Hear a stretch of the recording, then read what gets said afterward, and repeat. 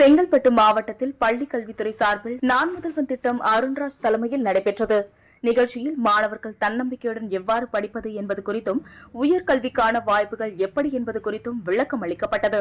இதில் 35 அரசு பள்ளிகளிலிருந்து 1500 மாணவர்கள் பங்கேற்றனர். முன்னதாக 12ஆம் வகுப்பில் முதல் மதிப்பெண் பெற்ற மாணவர்களுக்கு ஊக்கத்தொகையும் ஆசிரியர்களுக்கு நினைவு பரிசும் வழங்கப்பட்டன.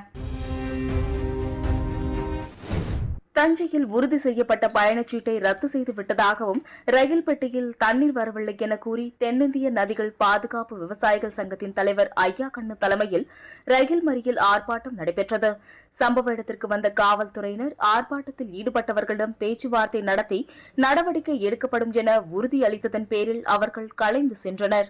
சுதந்திரம் அடைந்து 77 ஆண்டுகள் ஆகிவிட்டது. விவசாயிகளுக்கு இன்றும் சுதந்திரம் கிடைக்கவில்லை.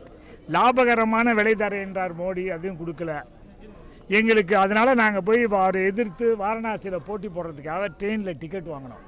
நேற்று சாயந்தரம் எங்கள் ட்ரெயின் டிக்கெட்டுக்கு உங்களுக்கு 39 டிக்கெட்டு வந்து பர்த் கிடச்சிருச்சு அப்படின்னு எங்களுக்கு மெசேஜ் வந்துச்சு.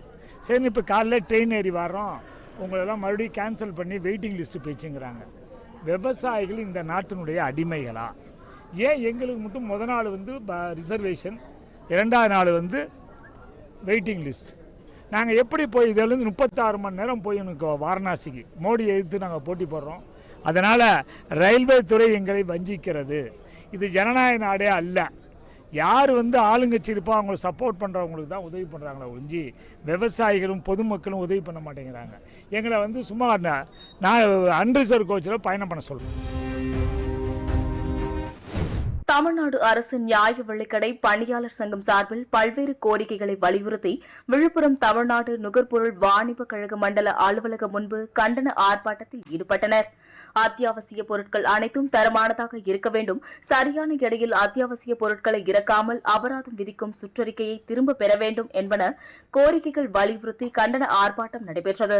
தமிழகம் முழுவதும் தமிழ்நாடு அரசு நியாய விலைக்கடை பணியாளர் சங்கத்தின் சார்பாக சரியான எடையில் பொருட்கள் வேண்டும் என்றும் தரமான பொருளாக இருக்க வேண்டும் என்றும் இன்று ஆர்ப்பாட்டம் நடைபெற்றுக் கொண்டிருக்கிறது. நாங்கள் கேட்பது, அத்தியாவசிய பொருட்கள் அனைத்தும் சரியான அளவில் டிஎன்சிசி நகர்விஷயம் கிடங்கில் மறு எடையிட்டு அந்த மாதத்திற்கான வண்ண நூல் தையலிட்டு வழங்கப்பட வேண்டும் என்றும், அத்தியாவசிய பொருட்கள் அனைத்தும் தரமாக இருக்க வேண்டும் என்றும், சரியான எடையில் அத்தியாவசிய பொருட்கள் இறக்காமல் அபராதம் விதிக்கும் சுற்றறிக்கை ரத்து செய்யப்பட வேண்டும் என்றும் நாங்கள் கோரிக்கை வைத்துள்ளோம். ராமநாதபுரம் மாவட்டத்தில் கண்மாய்களை பெருக்கும் வகையில் வைகை அணையிலிருந்து வினாடிக்கு 3000 கன அடி தண்ணீர் திறக்கப்பட்டுள்ளது. முதல் 5 நாட்களுக்கு ராமநாதபுரம் மாவட்டத்திற்கும், 2ஆம் கட்டமாக சிவகங்கை மாவட்டத்திற்கும், 3ஆம் கட்டமாக மதுரை மாவட்டத்திற்கும் என மொத்தமாக 15 நாட்களில் வைகை அணையிலிருந்து 1500 மில்லியன் கன அடி தண்ணீர் திறக்கப்படவுள்ளது. வைகை அணையின் தற்போது நீர்யிருப்பு 2995 மில்லியன் கன அடியாக உள்ளது என்பது குறிப்பிடத்தக்கது. தஞ்சையில் உள்ள அரசு பார்வை திறன் குறையுடையோருக்கான மேல்நிலைப் பள்ளி தொடர்ந்து 12வது ஆண்டாக 100% தேர்ச்சி பெற்றுள்ளது. இப்பள்ளியில் 10ஆம் வகுப்பு பொதுத் தேர்வு 5 மாணவிகள், 14 மாணவர்கள் என 19 பேர் தேர்வு எழுதினார்கள். இவர்கள் அனைவரும் தேர்ச்சி பெற்றுள்ளனர். கடந்த 2 நாட்களுக்கு முன்பு வெளிவந்த 12ஆம் வகுப்பு பொதுத் தேர்வில் தொடர்ந்து 8வது ஆண்டாக 100% தேர்ச்சி பெற்றது என்பது குறிப்பிடத்தக்கது. தேனி மாவட்டத்தில் நேற்று பெய்த மழையில் அதிகபட்சமாக சோத்துப்பாறை அணை பகுதியில் 12.5 சென்டிமீட்டரும், பெரியகுளம் நகர் பகுதியில் 9.1 சென்டிமீட்டர் மழை அளவு பதிவாகியுள்ளது. அதேபோல் தேனி அதனை சுற்றியுள்ள பகுதிகளிலும் கனமழை பெய்தது. இதில் மாவட்டத்தில் அதிகபட்சமாக பெரியகுளம் அருகே உள்ள மஞ்சளாறு அணை பகுதியில் 6.2 சென்டிமீட்டர் மழை அளவு அதிகபட்சமாக பதிவாகியுள்ளது. புதுச்சேரியில் 10ஆம் வகுப்பு பொதுத் தேர்வில் மொத்தம் 89.14% தேர்ச்சி பெற்றுள்ளது. இதில் 498 மதிப்பெண் எடுத்த மாணவன் பரத்குமார் தமிழக அளவில் 2ஆம் இடத்தையும் புதுச்சேரி அளவில் முதலிடத்தை பெற்றுள்ளார். எனது வெற்றிக்கு காரணமாக இருந்த ஆசிரியர்களுக்கு நன்றி என்றும், தினமும் ஆசிரியர்கள் நடத்தும் பாடங்கள் தவறாது படிப்பேன் என்றும், அதிகாலை 4 மணிக்கே எழுந்து படிப்பேன், அதுவே எனது வெற்றிக்கு காரணம் என்றும் அந்த மாணவர் தெரிவித்தார். நான் பரத்குமார், அமலோற்பம் ஹையர் செகண்டரி ஸ்கூலில் 10th படிக்கிறேன். இந்த வருஷம் 498 எடுத்து Puducherry state first, Tamil Nadu state second வாங்கியிருக்கேன். இங்கே நான் மட்டும் இந்த டார்கெட் அச்சீவ் பண்ணிட்டேன்னு சொல்லிட முடியாது. என்னோட நன்றி கடன் வந்து என்னோட டீச்சர்ஸ் மற்றும் பிரின்சிபல்ஸ் அனைவருக்கும் தெரிவிச்சுக்கிறேன்.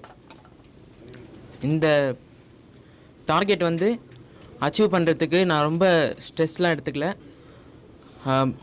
டெய்லி டீச்சர்ஸ் கொடுக்குற ஹோம்ஒர்க், டெய்லி அன்னன்னைக்கு நடத்துகிற பாடங்களை மட்டும் நைட்டு ரிவைஸ் பண்ணிவிட்டு காலையில் 4 o'clock எழுந்து திருப்பி அதை ரிவைஸ் பண்ணிப்பேன். இதனால தான் என்னால் இந்த டார்கெட்டை வந்து அச்சீவ் பண்ண முடிஞ்சுது. கன்னியாகுமரி மாவட்டம் நாகர்கோவிலில் தனியார் பள்ளி மாணவி நந்தினி 495 மதிப்பெண்கள் எடுத்து சாதனை படைத்தார்.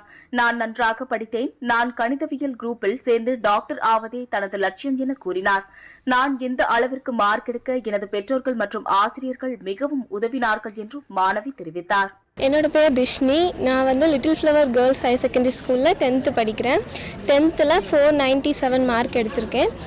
அண்ட் சயின்ஸ் அண்ட் சோஷியலில் வந்து 100 ஸ்கோர் பண்ணியிருக்கேன். எனக்கு வந்து இனி நான் 11th மேக்ஸ் பயாலஜி குரூப் எடுத்து படிக்க போகிறேன். எனக்கு சப்போர்ட் பண்ண என்னோட ஹெச்எம் சிஸ்டர், அப்புறம் என்னோட சப்ஜெக்ட் டீச்சர்ஸ் எல்லாருக்குமே ரொம்ப தேங்க்ஸ். அது கடவுளுக்கும் ஃபர்ஸ்ட் ஆஃப் ஆல் தேங்க்ஸ் சொல்லிக்கிறேன். எனக்கு வந்து எனக்கு ஹெல்ப் பண்ண என்னோட டீச்சர்ஸ், அதுக்கப்புறம் என்னோட பேரண்ட்ஸ் எனக்கு ரொம்ப சப்போர்ட்டிவாக இருந்தாங்க. என்னோட ஹெச்எம் சிஸ்டரோட மோட்டிவேஷனால் நான் இவ்வளோ தூரம் படித்து இவ்வளோ மார்க் ஸ்கோர் பண்ணியிருக்கேன். எனக்கு ரொம்பவே ஹாப்பியாக இருக்குது. கன்னியாகுமரி மாவட்டம் நாகர்கோவிலில் அக்ஷய திதியை முன்னிட்டு ஏராளமான பெண்கள் நகைக்கடைகளில் ஆர்வமுடன் நகைகளை வாங்கி சென்றனர். அட்சயா என்னும் சொல் சமஸ்கிருதத்தில் எப்போதும் குறையாதது எனும் பொருளில் வழங்கப்படுகிறது. மேலும் இந்த நாள் நல்ல பலன்களையும் வெற்றியையும் தரும் என்று நம்பப்படுகிறது. குறிப்பாக இந்த நாளில் பெண்கள் ஆர்வமுடன் நகை வாங்கி சென்றனர். கன்னியாகுமரி மாவட்டம் நாகர்கோவிலில் அரசு உதவி பெறும் சிறுமலர் பெண்கள் மேல்நிலைப் பள்ளி மாணவி டிஷ்னி 497 மதிப்பெண் எடுத்து சாதனை படைத்தார். எனது தந்தை பைக்கடையில் வேலை பார்த்து கஷ்டப்பட்டு என்னை படிக்க வைத்ததாகவும் இந்த மதிப்பெண்கள் பெற்றதற்கு கடவுளுக்கு நன்றி என்றும் மாணவி தெரிவித்தார். நான் கைபேசி மற்றும் தொலைக்காட்சி பார்ப்பது இல்லை, அதனால்தான் நன்கு படித்து இந்த மதிப்பெண்கள் பெற்றதாகவும் மாணவி கூறினார். எல்லாருக்கும் வணக்கம். நான் இங்கே குமரி மெட்ரிகுலேஷன் ஹையர் செகண்டரி ஸ்கூலில் இப்போது நான் 10th டெஸ்ட் எழுதியிருக்கேன். நான் 495 மார்க் எடுத்து ஃபஸ்ட்டு வந்திருக்கேன். நான் கேஜியிலேருந்து 10th ஸ்டாண்டர்ட் வரைக்கும் இங்கே தான் படிக்கிறேன். எங்கள் ஸ்கூலில் 10th first mark எடுத்தவங்களுக்கு 11th 12th free தான். அதனால் நான் இங்கே 11th 12th ஃப்ரீயாக தான் படிக்க போகிறேன். நான் 11th மேக்ஸ் பயாலஜி குரூப் எடுக்கலாம் அப்படின்னு இருக்கேன். அப்பா வந்து ஸ்வீட் ஸ்டாலில் வேலை பார்க்குறாங்க. எங்கள் அப்பா கஷ்டப்பட்டு என்னை படிக்க வச்சுருக்காங்க. நானும் கொஞ்சம் ஹார்ட் ஒர்க் பண்ணி நான் 10th ஃபஸ்ட் மார்க் எடுத்திருக்கேன். நான் இவ்வளோ மார்க் எடுத்ததுக்கு என்னோடய டீச்சர்ஸோட சப்போர்ட்டும் என்னோடய பேரண்ட்ஸும் எனக்கு இதில் என்னை சப்போர்ட் பண்ணியிருக்காங்க. அதனால தான் என்னால் எடுக்க முடிஞ்சுது. அதுவும் இல்லாமல் என் கூட 10th டெஸ்ட் எழுதி தேர்ச்சி பெற்ற எல்லா மாணவர்களுக்கும் என்னோடய வாழ்த்துக்களை நான் தெரிவிச்சுக்கிறேன்.